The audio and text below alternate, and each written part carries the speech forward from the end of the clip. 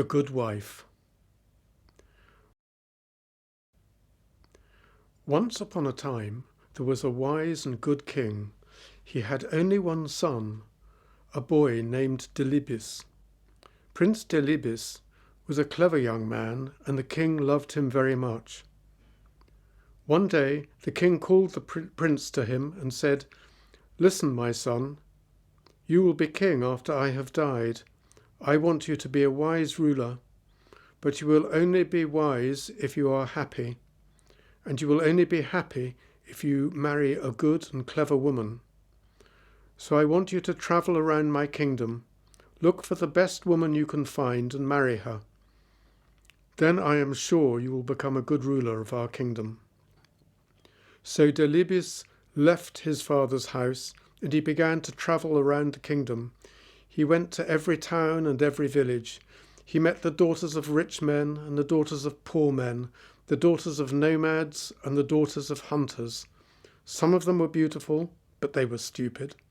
Some were wise, but they were ugly. He couldn't find the perfect girl. He spent many years travelling. He didn't look like a prince anymore. His clothes were old and torn. His shoes were broken. One day the tired prince lay down to rest under a tree. It was the middle of the day, and the sun was high in the sky. His food was finished, and he was very hungry. He fell asleep. When he woke up, he saw a girl. She was looking after her father's sheep. Delibis looked at her. She was the most beautiful girl he had ever seen. He wanted to speak to her, but he couldn't. "What's the matter?" the girl said. "You look hungry. I have only a little bread with me here, and you can have it if you like." She took out some bread and gave it to Delibis. He ate it hungrily. "Thank you," he said. The girl started to walk away. Delibis wanted her to stay. "Have you seen my camel?" he said. "No," said the girl. "I haven't seen a camel, but a blind one has passed this way." "Really?" said the prince. "And this camel had no tail." "How do you know?" asked the prince. "There is a wound on its right side," the girl said. The prince was very surprised. "You haven't seen this camel," he said, "but you have described it perfectly. How did you do it?" "Oh, it was easy," the girl said. "Look at this bush. A camel has been eating the leaves, but it has only eaten from one side of it. This probably means that it's blind in one eye. And do you see this camel dung? It's all together in one pile. But camels move their tails when they drop their dung. When a camel has a tail, the dung falls in different places." "But what about the wound on the camel's right side?" asked Delibis. "How did you know about that?" "Look, here in the sand," said the girl. "A camel has been rolling here, but it has only rolled on its left side. This means that its right side must be wounded." "I've found the girl I'm looking for at last," the prince said to himself. "Please," he said to the girl, "tell me your name." "My name is Hariri," she said. "And what is your father's name?" "Nakrusa." "Where does your family live? Where can I find them?" "Down there," said Hariri, and she pointed to the village in the distance. "I'll come back very soon," the prince said, "and speak to your family. But first I must go home. I must tell my father I have found the girl I want to marry." Delibis hurried back to his father's house. "Father," he said, "I've found her. She's the wisest and most beautiful girl in your kingdom." His father smiled. "That's good, my son, but don't be in a hurry. Find out more about the girl. Meet her family. Talk to them." So Delibis began the journey back to Hariri's village. On the way, he met Nakrusa, Hariri's father. "Let's walk together," he said to the old man. "Very well," Nakrusa said. It was a long way to the village. The path was rough and stony, and the sun was hot. Nakrusa and Delibis walked together, but they didn't speak.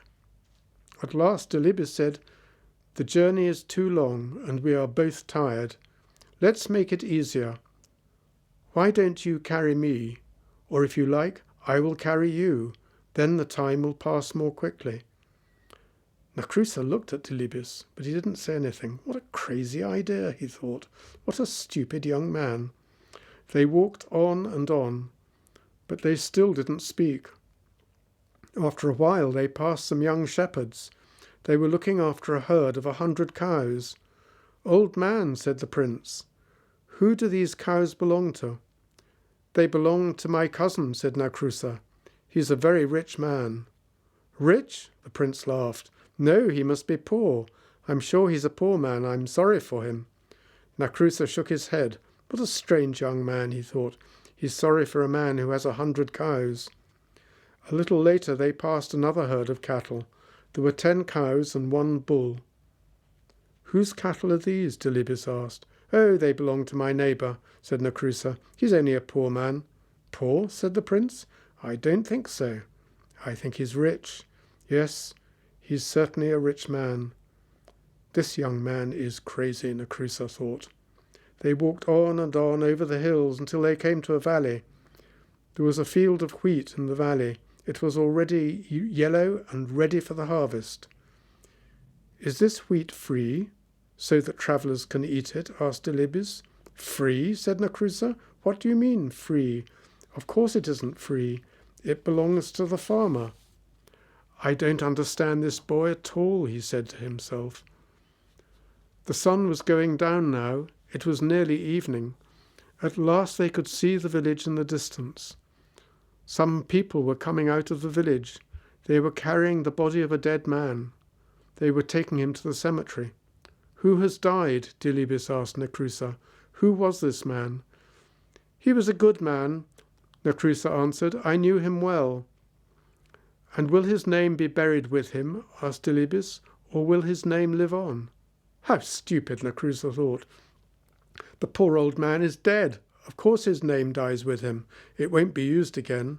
He said nothing. He walked on towards his house, and Delibes followed him. The prince and Nacrusa came to Nacrusa's hut. The old man turned round to Delibes. He wanted to say goodbye, but the prince had already followed him into his compound. Nacrusa was tired of Delibes. He wanted him to go away, but now the young man was his guest. He had to welcome him. So he went into his hut and brought out a mat. He put it on the ground, and Delibes sat down on it. Hariri was inside the hut. She was cooking the evening meal. "Listen, daughter," Nacrusa said to her. "We have a very strange guest. A crazy young man has followed me all day. He's come to the village with me, and now he's here in my compound. Take him some water so that he can wash his feet." So Hariri took some water and went out to wash Delibes's feet. He was very happy when he saw her. She smiled at him, and his heart jumped. She was even more beautiful than before. "Why don't you put your feet on the mat?" she asked him. "Look, they're on the dirty ground." "But my feet are still dirty," Delibes answered. "You haven't washed them yet. If I put them on the mat now, the mat will get dirty too." So Hariri washed his feet. When they were clean, he put them on the mat. Hariri went back into the hut to find her father. "This young man isn't crazy at all," she said. "Oh, yes, he is," said Nacrusa. "Do you know what he said to me on the road? 'Let's make the journey easier,' he said. 'Why don't you carry me? Or if you like, I'll carry you.' Wasn't that stupid? How can I, an old man, carry a big young man like him?" "But father," Hariri said, "you don't understand. He meant that the journey was long and boring. He wanted to make it interesting. When he said, 'Why don't you carry me?' he meant, 'Why don't you tell me a story?' And when he said, 'Or if you like, I'll carry you,' he meant, 'Or if you like, I'll tell you a story.' In that way, you could help each other along the road." "Well, anyway," said Nacrusa, "that wasn't the only thing. We passed a big herd of 100 cows. 'Who do these cows belong to?' he asked me. 'He must be a poor man.' Poor? A man with 100 cows is rich." Then later we passed a small herd of 10 cows and 1 bull. "Who do these belong to?" he said. "Oh, he must be a rich man. Now isn't that crazy?" "No, father," Hariri said. "He's right. The man with 100 cows is rich now, but he won't be rich for long. If he doesn't have a bull, his cows will never give birth to calves. After a while, they will all die, and he'll be poor again. But the man who has a bull as well as 10 cows will soon be rich. His cows will all have calves. He'll have more and more cattle every year. You haven't heard it all, Nakrusa said. We passed a field of wheat. Is this wheat free, so travellers can eat it? Stupid boy asked me. Free, I said. Of course it isn't free. It belongs to the farmer. Only he can eat it. But father, said Hariri, who is the farmer? Is he a generous man? Does he give food to the guests and travellers who come to his hut? Yes, said Nakrusa, I know the man. He's a good man. He's always kind to guests and travellers. And does he ask them to pay for their food? Asked Hariri. Of course he doesn't, Nakrusa answered. What kind of man asks his guests to pay for their food? Then the young man was right, Hariri said. The wheat is free. Travellers can eat it without paying. Well, perhaps, Nakrusa said, but listen to this. While we were coming into the village, we passed a funeral. A crowd of people were taking a dead man to the cemetery. And do you know what this poor fool said? Will his name be buried with him, or will it be used again? Oh, Hariri, said Hariri. Oh, said Hariri, that's easy to understand. He was asking you if the man had a son. The father's name lives on in his son. It's not buried with him. It's used again and again. Nakrusa was tired of talking to his daughter. He went to talk to her uncles. My daughter's crazy, he said. You have seen that strange young man sitting outside my hut. He asks all kinds of stupid questions. But my daughter likes him. Does she? Said Hariri's uncles. That's good. Your daughter isn't a child now. She must get married soon. Why don't you let her marry him? He looks like a good man to us.